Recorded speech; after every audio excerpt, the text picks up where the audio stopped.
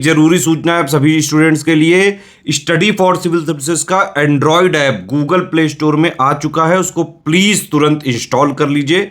और अगर आप स्टडी फॉर सिविल सर्विसेज के सिर्फ ऐप से कोई भी कोर्स, कोई भी पीडीएफ परचेस करते हैं तो उसमें अप्लाई कूपन, अगर आप ज्ञान सर जो है आप उसमें अप्लाई करते हैं, ये कूपन कोड है, तो उसमें 20% फीस तुरंत माफ हो जाएगी, मतलब 20% डिस्काउंट तुरंत उसमें लग जाएगा। ज्ञान सर लिखना है, नॉर्मली ज्ञान सर, स्मॉल लेटर में है सब कुछ, कोई स्पेस नहीं, कोई कॉलम नहीं, सिर्फ ज्ञान सर, GYANSIR। इस तरह से अगर कूपन कोड लगाते हैं आप ऐप में बाई करने से पहले, जो अप्लाई कूपन वाले में आता है, तो 20% का डिस्काउंट तुरंत मिलेगा। वीडियो देखिए। नमस्कार साथियों, स्वागत है आप सभी का स्टडी फॉर सिविल सर्विसेज में। ये हमारी क्लास है एनवायरमेंटल साइंस की, और एनवायरमेंटल साइंस में जो टॉपिक हमारा चल रहा है वो है बायोडाइवर्सिटी। और बायोडाइवर्सिटी से जुड़े हुए बहुत सारे मुद्दे हम पिछली क्लास में कवर कर चुके हैं।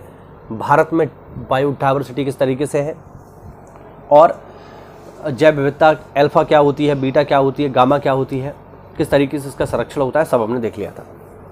आज हम चर्चा करेंगे जैव विविधता हॉटस्पॉट की। इस हॉटस्पॉट शब्द को मैं पहले भी एक बार डिस्कस कर चुका हूं, तो चलिए इसको दोबारा से देख लेते हैं। जैव विविधता हॉटस्पॉट एक ऐसा जैव भौगोलिक क्षेत्र है जिसमें जैव विविधता का एक महत्वपूर्ण हिस्सा मौजूद होता है और लगभग हर समय इसे विनाश का खतरा बना रहता है। हॉटस्पॉट शब्द को सर्वप्रथम नॉर्मन मायर्स ने वर्ष 1988 में यूज किया था। यह ध्यान रखना है कि हॉटस्पॉट शब्द को सबसे पहले किसने और कब यूज किया था। वर्तमान में पृथ्वी पर कुल 36 मान्यता प्राप्त जैव विविधता हॉटस्पॉट हैं।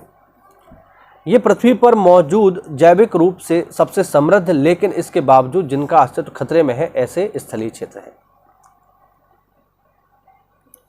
जैव विविधता हॉटस्पॉट के रूप में अर्हता प्राप्त करने के लिए किसी भी क्षेत्र को दो सख्त मानदंडों पर खरा उतरना आवश्यक होता है। पहला, इस क्षेत्र में पाए जाने वाले संवहनी पौधों की कम से कम 1500 प्रजातियां ऐसी होनी चाहिए जो पृथ्वी पर कहीं और ना मिले, ठीक है। और दूसरा, अपनी प्राथमिक तथा मुख्य वनस्पति का कम से कम 70% इन लोगों ने खो दिया हो, तो ऐसी जगहों को हम बोलेंगे हॉटस्पॉट। भारत में कुछ इंपॉर्टेंट हॉटस्पॉट हैं, जैसे देखिए, पहला है हिमालय। इसमें पूरा भारतीय हिमालय क्षेत्र शामिल है। पाकिस्तान, तिब्बत, नेपाल, भूटान और म्यांमार भी इसके अंतर्गत आता है। दूसरा है इंडो वर्मा, यानी भारत वर्मा। इसमें पूरा पूर्वोत्तर भारत, असम और अंडमान निकोबार के द्वीप समूह, इसके अलावा Myanmar, Thailand, Vietnam, Laos, Cambodia, दक्षिण चीन, इन सब क्षेत्रों में ये वाले क्षेत्र छोड़कर सारे के सारे इसमें आते हैं, ठीक है, ध्यान रखना। फिर है पश्चिमी घाट और श्रीलंका। इसमें पश्चिमी घाट के समस्त क्षेत्र तथा श्रीलंका के कुछ क्षेत्र शामिल होते हैं।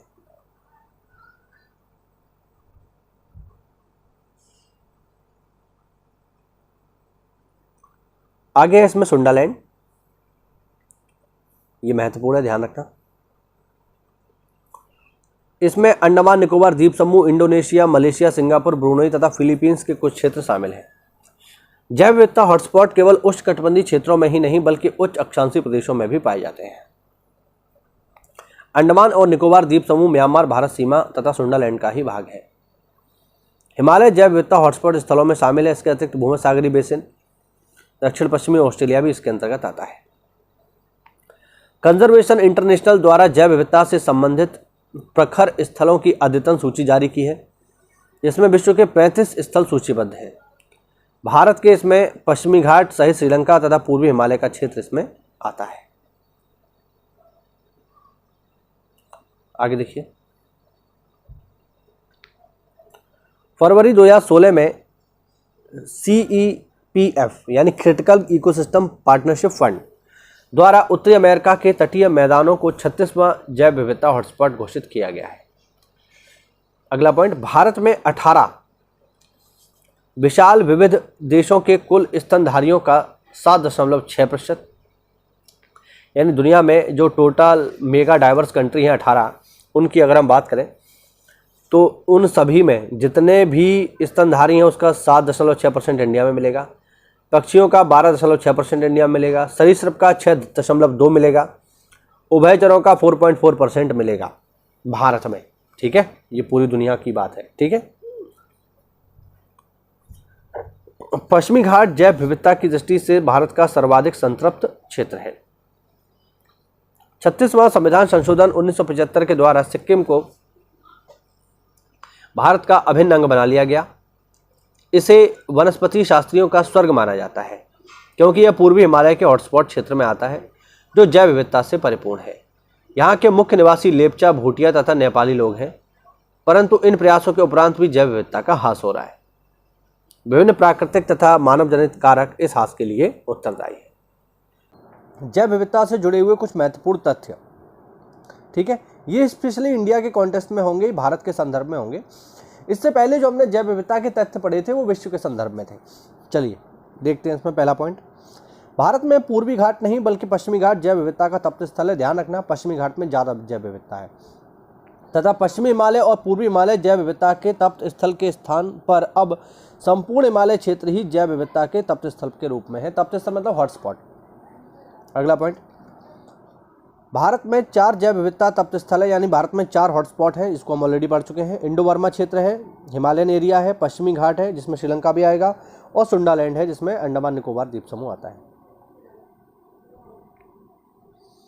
सर्वप्रथम जैव विविधता हॉटस्पॉट शब्दावली का प्रतिपादन ब्रिटिश जीव विज्ञानी नॉर्मन मायर्स ने किया था। ध्यान रखना ये बात, ठीक है। भूर सिंह द बारासिंगा को मध्य प्रदेश के कान्हा टाइगर रिजर्व का आधिकारिक शुभंकर घोषित किया गया है। भूर सिंह द बारासिंगा, ध्यान रखना, बारासिंगा यानी स्वयं डियर मध्य प्रदेश का राजकीय पशु भी है। यह IUCN की सुभेद यानी वल्नरेबल श्रेणी में आता है, ठीक है।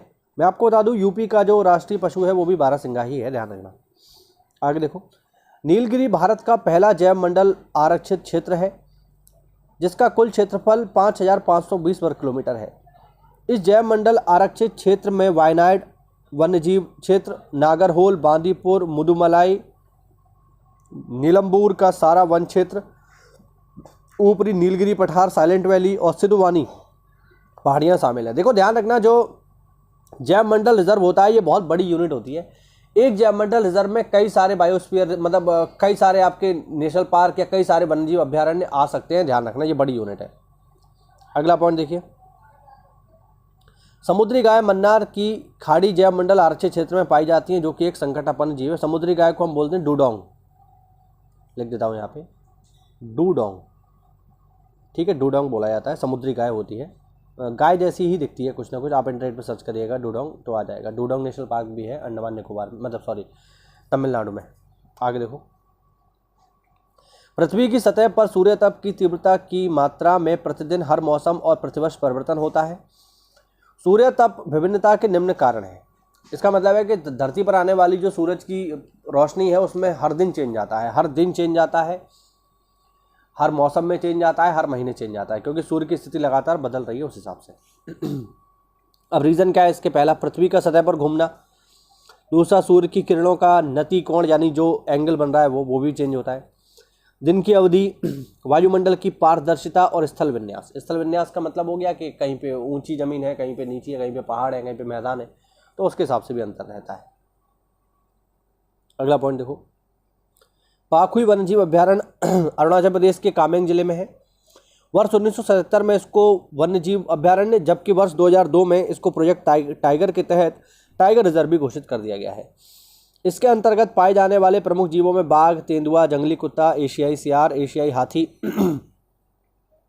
भौंकने वाला हिरण तथा गौर शामिल है। ध्यान रखने को, भौंकने वाला हिरण भी होता है, मतलब एक नई बात है ये तो। आगे देखिए, हॉर्नबिल पक्षी उष्णकटिबंधीय वनों के बड़े तथा लंबे वृक्षों में निवास करता है। भारत में हॉर्नबिल पक्षी की 9 प्रजातियां पाई जाती हैं, जिनमें Indian grey hornbill, Malabar grey hornbill, Malabar pied hornbill और ग्रेट इंडियन हॉर्नबिल प्रजातियां पश्चिमी घाट में पाई जाती हैं।